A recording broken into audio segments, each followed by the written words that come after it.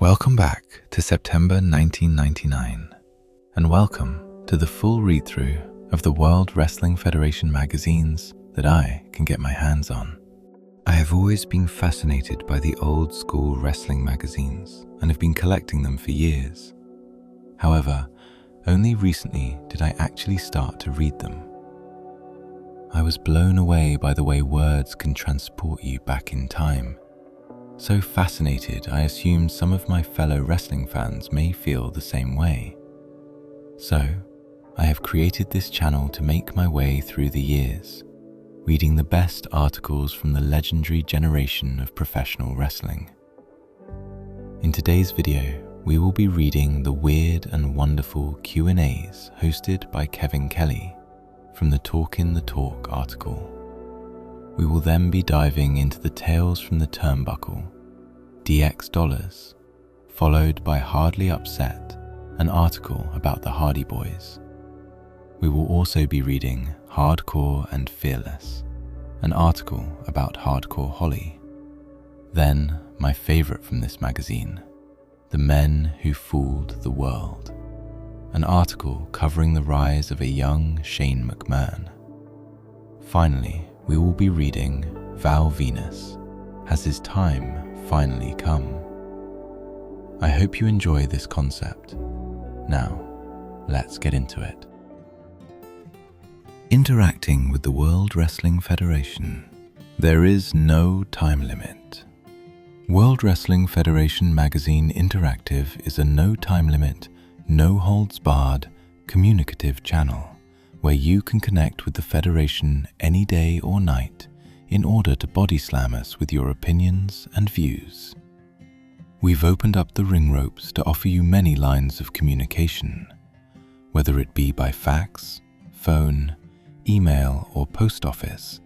Our cauliflower ears are open to you 24 hours a day, 7 days a week.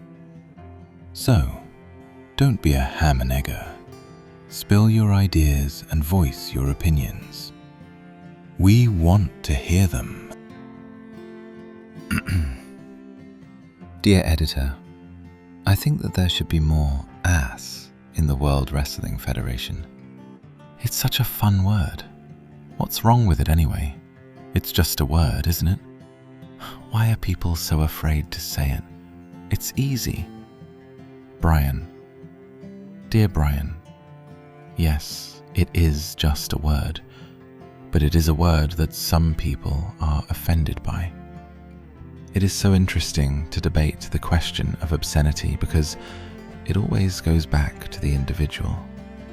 If it offends you, then avoid it. But don't go out of your way to condemn me because I choose to use it. Besides, tushy just doesn't sound forceful enough.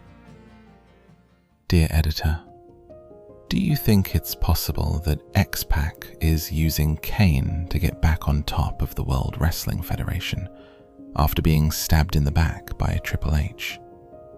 In other words, has X-Pac learned from his former degenerate friend? Or do you think X-Pac's alliance with Kane is just to have someone watch his back? I guess my overall question is, do you think X-Pac is playing Kane for a fool? Or does he really respect the big guy? Pat Lamort. Dear Pat, only time will tell if X-Pac has deceit on his mind when it comes to Kane. If he does, the resilient superstar certainly learned from the best. The double-dealing Triple H masterfully played all of us, and especially X-Pac at WrestleMania 15. The only one to outdo Triple H in that regard is perhaps the McMahon family, who proved that a greater power isn't necessarily the morally right one. Dear editor, I would like to comment on the Tough as Nails article about Hardcore Holly. In my opinion, there is absolutely nothing wrong with Hardcore Holly continuing with what he is doing. If anything, he should try to be more hardcore. When you compare him to superstars such as Al Snow, Road Dogg, and Mankind, don't you think Hardcore Holly is perhaps the most conservative of all of them? I think if Holly doesn't get more hardcore, he may not survive the division. Stephen. Dear Stephen, going hardcore should be treated like swimming in a pool. Getting wet is fine. Go ahead and dunk your head underwater. It's a blast. But if you stay in too long, your hair turns green, your skin gets burned, and you don't look as good as when you first jumped in. Hardcore Holly is preparing for a federation future away from the hardcore division because of the success he had within the division. Holly has blossomed of late after finding a comfort zone, gaining trust in the federation front office.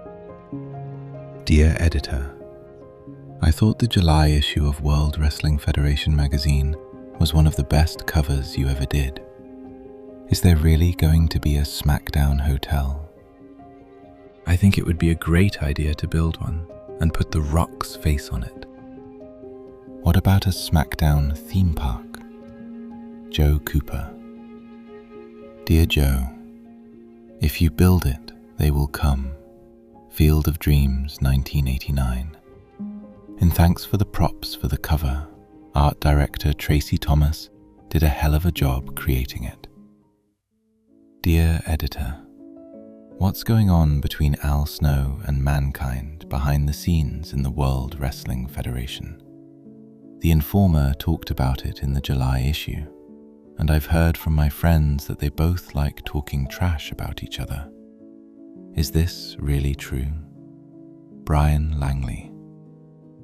Dear Brian, yes, it is true. However, each is respecting and mutually agreed upon ceasefire at press time. The Informer never lies.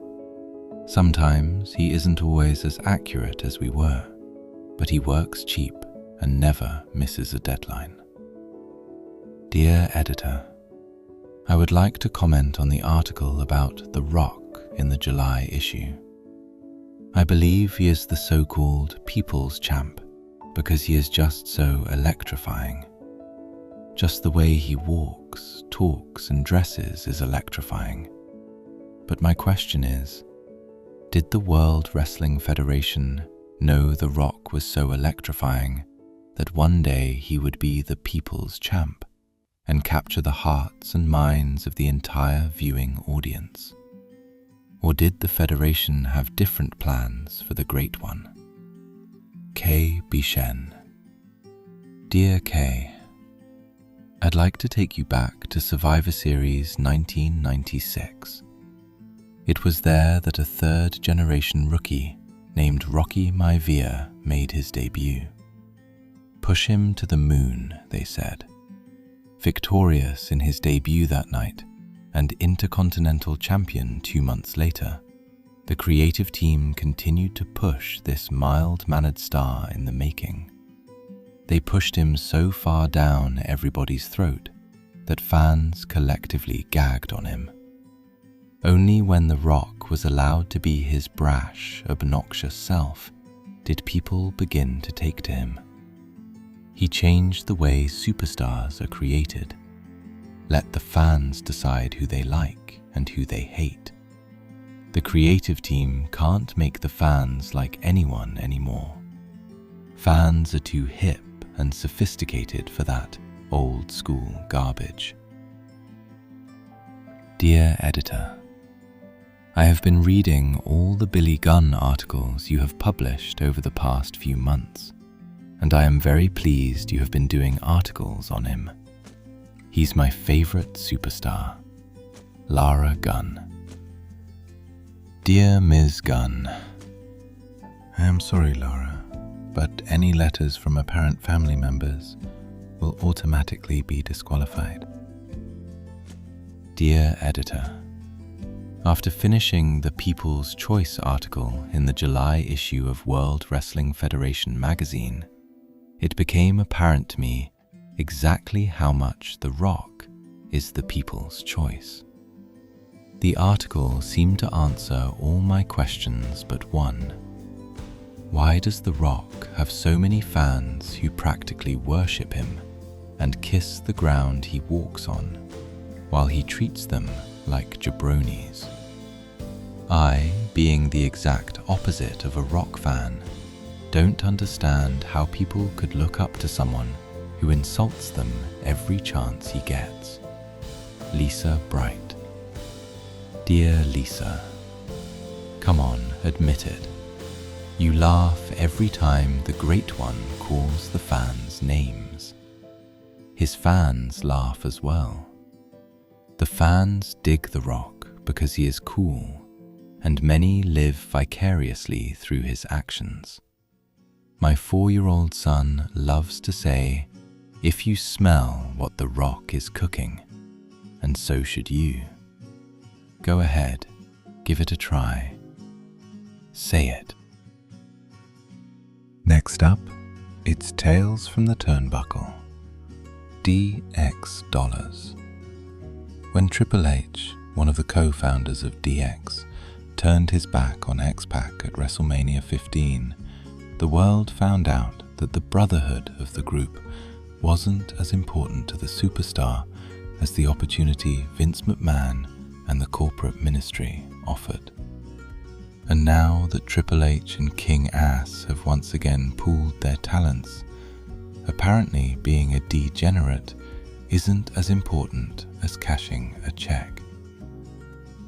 Months after abandoning DX on a recent Raw, Triple H and Chyna announced to the world that X-Pac and Road Dogg had been claiming all rights and ownership to the DX name, something Hunter considers a slap in the face.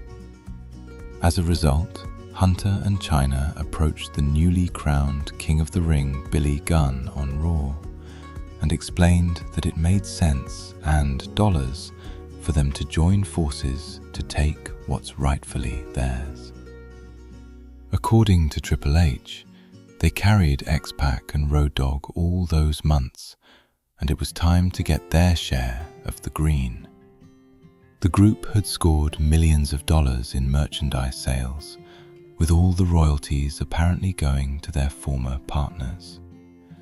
In the Federation, superstars not only make money from their contracts, but receive a percentage of every merchandise sale with their names on it. Every time a fan buys a Stone Cold poster, for example, the rattlesnake is paid. Triple H, King Ass, and Chyna have one objective, which is the Benjamins, and it's highly unlikely that they are out to reform what was once known as DX. One could even make the argument that Hunter and Chyna don't trust Billy and vice versa. But the trio all share a common love of cash and the finer things in life, which has ultimately drawn them together. Will they be able to succeed in reaping the rewards of the DX name? If recent events are any indication, X-Pac and Road Dogg aren't about to let them. Hardly upset. When brothers Matt and Jeff Hardy began actively competing in the World Wrestling Federation in 1998, many Federation fans and peers thought the two North Carolina natives had a world of potential, but were still ages away from achieving success. Slowly but surely, the duo worked their way up the tag team ranks and ultimately established themselves as serious threats for the tag team gold. In the months that followed, Matt and Jeff simply remained just that, threats, lacking that special something that many claimed was holding them both from grabbing the championships. It wasn't until they combined forces with Micheal Hayes that the Hardys developed a killer instinct. Becoming darker and more sinister under Hayes, Jeff and Matt began rocking up more victories and adopted a daredevil style in the process that left their fellow superstars awe-struck. This past June at the King of the Ring, the Hardys upended the Brood Christian and Edge on the pay-per-view to earn the #1 contender status for the Tag Team Championship. 1 week later on Raw, the duo finally had their chance at their destiny against the heavily favored Acolytes. Giving up a huge amount of size and weight to Bradshaw and Farouk, the Hardys pulled off the nearly impossible by beating their foes for the gold. The championship win was the culmination of an almost 8-year journey the brothers traveled up through the ranks of the sport. Under the leadership of Hayes, Matt and Jeff finally captured lightning in a bottle. However, their true test in the Federation will be to maintain that some level of intensity in the months to come. I've left the advert pages in simply because they're pretty cool, right? Now, back to Tales from the Turnbuckle. Standing 6 feet 2 inches and weighing in at 232 pounds, Hardcore Holly isn't exactly a giant among men in the World Wrestling Federation. The former Hardcore champion seems to think he is, however. In recent weeks, he's spent the majority of his time taking on the biggest superstars in the ranks. From the Big Show to Kane to Viscera, Holly has prided himself on being the big shot who could take each one of them down. Although he is dwarfed and often beaten considerably by all 3 competitors, Holly always comes back for more, just to prove he is in fact the toughest of them all. Recent displays of his bravery have been seen on Heat and Raw, such as on a recent Sunday evening when he challenged all superstars at least 6 feet 6 inches and 400 pounds, for which he was quickly annihilated by the trio. The following week, Holly teamed with the Big Show to battle Kane, a bout that showcased Holly's hardcore style. Many thought he was crazy for aligning himself with the Big Show, but Holly proved he could elevate his career by doing so. Hardcore Holly may be tough as nails and fearless, but his actions in recent weeks have some questioning his sanity. Can he continue to take such punishment from the Federation's monsters? Will the Big Show continue to back him up? Only the former Hardcore champion knows for sure. In any case, now that the superstar has convinced everybody who the real big shot is, Hardcore Holly has finally earned the respect he feels he rightfully deserves. Either that, or he'll beat it out of them. Now let's turn the page and move on to the men who fooled the world. When mysterious crop circles began appearing around 1981, many people were convinced it is a sure sign that aliens had visited Earth. The phenomenon increased throughout the 80s, and millions were fascinated by the occurrences, while scientists had no clear explanation, and the media labeled it all the work of little green men. The other world theory came crashing down a decade later, though, when it was determined that the circles were completely man-made hoaxes. How did these hoaxsters fool the entire world?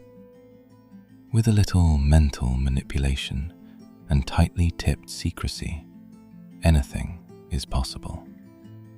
Take Vince and Shane McMahon, who pulled off the biggest hoax in World Wrestling Federation history when the chairman revealed himself as The Undertaker's greater power.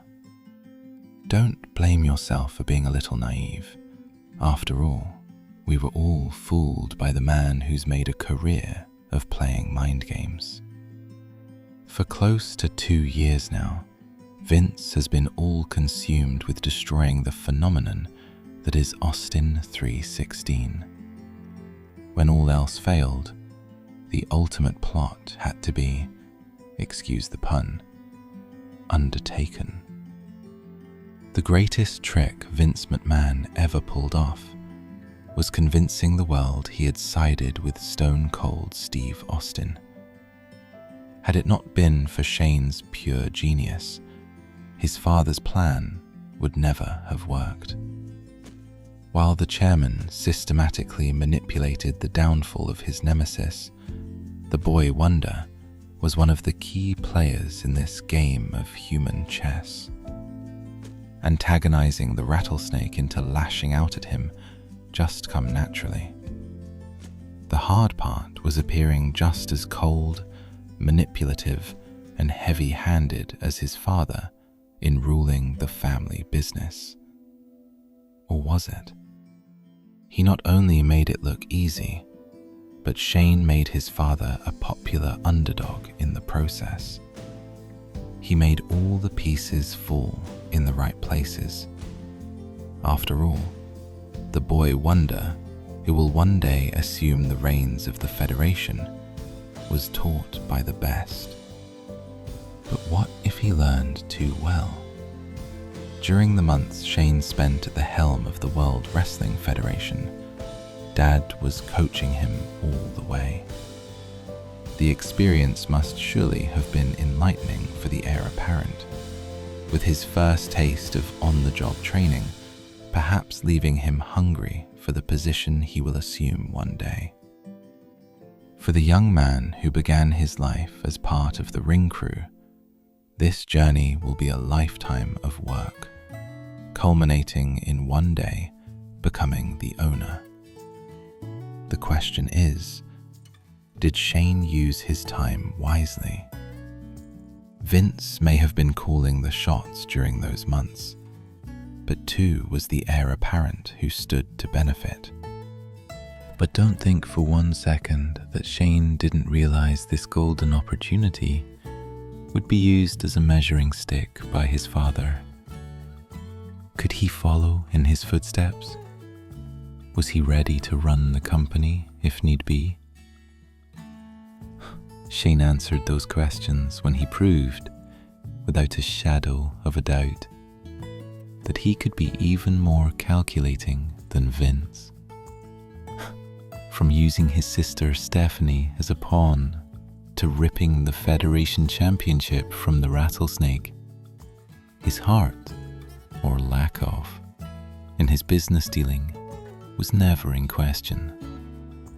He went at it with the same ruthless drive that helped his father create a global sports entertainment phenomenon in the 80s. Although it was all a ruse from the beginning, the experience proved valuable apprenticeship for the boy wonder. Even in his youth, Shane strived to prove to his father that he was the future of the company. Thanks to the greater power, he finally had his chance. But the hunger may still remain. In time, he will assume control of the Federation from Vince, but until then, Shane must be patient. Unfortunately, that may not be a virtue the youngster possesses. Perhaps by offering his son a taste of what his future holds and then reclaiming it from him, Vince may have planted the seeds for a leader who may not only surpass him in a business sense, but in terms of the ruthlessness by which he can control the Federation. Shane's expression when Vince revealed himself as the greater power spoke volumes about his potential for success. The look of confidence, along with the holier-than-thou smirk, indicated that the heir apparent had not only passed the test, but had done so with absolute perfection. Not once had he strayed from the goal or risked giving away the master plan. After close to 6 months, how many people could have done likewise? He was so convincing, in fact, when it came to topping his father's ruthlessness, that prior to the unveiling, many observers thought that Shane was the greater power, clearly believing that the evil and contempt was within him. At the exact minute the entire plot unfolded, Shane seemingly proved the philosophy so many had assumed. Once a McMahon, always a McMahon. Vince didn't become one of the most successful businessmen in the world by doing what's right, but rather building the Federation on a succession of business dealings and decisions which left some feeling they had been used. Certainly, Shane has learned a great deal from his father about how to survive in an ocean of great whites, and he has already shown signs that he's ready to employ the same tactics. When Shane's time does come, he won't be content with simply filling his father's shoes. He will attempt to outdo Vince, just as he has his entire life. In Shane's mind, following in Vince's footsteps does not guarantee success. It may instead equal failure. For the boy wonder to fulfill his own expectations, he must set a higher precedent than Vince, an incredibly daunting task. Based on what the student has already learned from the teacher, how far might Shane go when he has the power? Will Dad's treachery seem like mere child's play when Shane steps up to the plate? As the era of Shane McMahon draws closer, it is apparent that the youngster is already sharpening his teeth when it comes to ruling the Federation. Whether Shane realizes it or not, the knowledge and power that Vince offered his son during his apprenticeship may very well lead to his own downfall. Sometime in the not-so-distant future, perhaps, the heir apparent could pull off a hoax of his own that would make the crop circle fraud seem small time by comparison. Just maybe, he already has the world and his father convinced that he'll sit back and wait to inherit the Federation. After all, as the chairman himself said, when it comes to family, love has nothing to do with it. It's just business. The final article we will be taking a look at today is another personal favorite of mine from back in the day. I had a real thing for the mid-carders of this era. It helps that it was absolutely stacked. But yeah, the last article we're diving into today is about the big Valboski, Val Venis. Let's get into it. Finally, the big Valboski got a taste of his own medicine. Nicole Bass served him a non-lovin' spoonful of what he has dished out to countless women. Val's type is all too common. The kind of guy who finds a woman, schmoozles her, and once he's conquered her, tosses her out like the morning trash.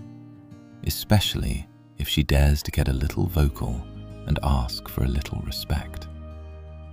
This type of guy usually thinks he is God's gift to women, who are viewed as mere wind-up toys, whose sole function is to gratify all his carnal needs. Yup, men like Val do not view women as the intelligent, thinking and feeling individuals they are. Guys like Val are also often all talk. They overplay their sexual prowess to compensate for inadequacies elsewhere. Hey, get your mind out of the gutter. I'm speaking here of an impotence of an emotional nature, the inability to love. Perhaps Val is a guy who has erected a wall around his heart in order to prevent himself from being hurt. His nonchalance and degradation of women could, in essence, be a front to mask any vulnerability. Who knows what Val's true story is? Was he abandoned by his mother as a boy? Or was his heart irreversibly broken at a tender age? Or, even worse, did Val perhaps experience the ugly duckling syndrome? Was he considered unattractive in his youth, rejected and ridiculed left and right by the opposite sex, only to then turn into a swan while still harboring a great deal of hurt and anger displaced toward unsuspecting women? Since Val's debut in the World Wrestling Federation, we have witnessed the former adult film star go through women like they were going out of style. First, there was Mrs. Yamaguchi, a young married woman Val successfully seduced and soon afterward dropped cold. Val didn't just use her and then dump her, however. He publicly humiliated her, adding insult to injury by turning it into a public affair. Terry Runnels met with a similar fate. Dumped after she told him of her alleged pregnancy, a condition for which Val did not show 1 ounce of concern. Moreover, he wasn't even angry, for if the pregnancy had not been false, it would have meant Terry had been intimate with another man, because Val had a vasectomy years before. And then came Ryan Shamrock, and who knows how many others, again used and then rejected in a humiliating fashion. However, it is precisely the manner in which Val Venis has left these women that holds the key to what really makes this guy tick. The immaturity and perversity of his actions indicate that Val may have a serious low self-esteem problem. Not only does he have a compulsive need to trash women, but to let the world watch him do it as well.